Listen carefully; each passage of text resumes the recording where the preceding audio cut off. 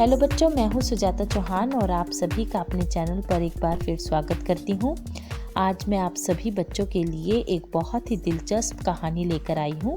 कहानी का शीर्षक है अपनी कमाई। तो चलिए स्टार्ट करते हैं ये बहुत ही इंटरेस्टिंग सी कहानी। एक गांव में घनश्याम नाम का एक धनवान व्यक्ति रहता था। उसका बहुत बड़ा व्यापार था, परंतु वह अब बूढ़ा हो चुका था, इसलिए वह अब चाहता था कि उसका पुत्र उसके व्यापार को आगे बढ़ाए। परंतु उसका बेटा राजू बहुत ही आलसी था। ना तो वह व्यापार करने का इच्छुक था और ना ही परिश्रम। वह व्यापारी अपने बेटे को बहुत समझाता था, परंतु उसके लड़के को उसकी बात समझ ही नहीं आती थी। वह अपने पिता की बात पर गौर ही नहीं करता था और उस पर उसके पिता की बातों का कोई असर नहीं होता था और इस कारण वह धनवान व्यक्ति बहुत ही परेशान था। एक दिन उस धनवान व्यक्ति ने अपने बेटे को अपने पास बुलाया और उससे कहा, जाओ और कुछ कमाकर ही घर आना, वरना तुम्हें रात का खाना नहीं मिलेगा। राजू सीधा अपनी माँ के पास गया और रोने लगा। रोते रोते उसने अपनी माँ को सारी बात बताई। माता ने बेटे की आंखों में आंसू और मुंह पर चिंता देखी तो वह बेचैन हो उठी। उसने अपने बेटे को संदूक में से एक अशर्फी निकाल कर दे दी।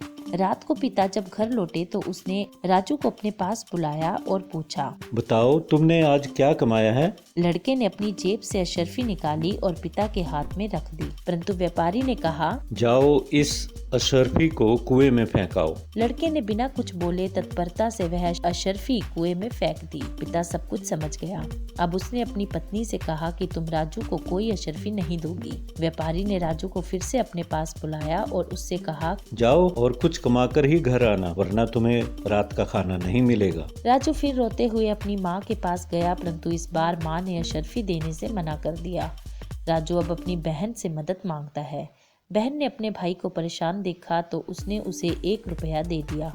रात को पिता जब घर लौटे तो उसने राजू को फिर से अपने पास बुलाया और उसकी कमाई के बारे में पूछा। राजू ने अपनी जेब से 1 रुपया निकाला और पिता के हाथ में दे दिया, लेकिन पिता ने कहा, अब जाओ इस रुपए को भी कुएं में फेंकाओ।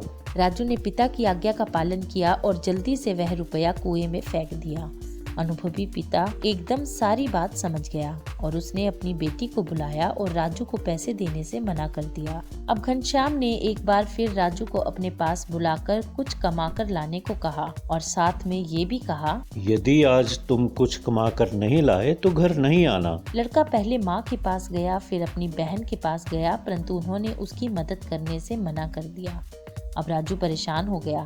वह सारा दिन उदास रहा। विवश होकर वह उठा और घर से बाहर मजदूरी की तलाश में निकला। रास्ते में उसे एक सेठ मिला जो एक बहुत बड़ा संदूक लिए हुए था। मेरा संदूक उठाकर मेरे घर ले चलो, मैं तुम्हें 10 रुपए दूंगा। यह बात सुनकर राजू खुश हो गया और उसने वह संदूक उठाया और सेठ के घर तक ले गया।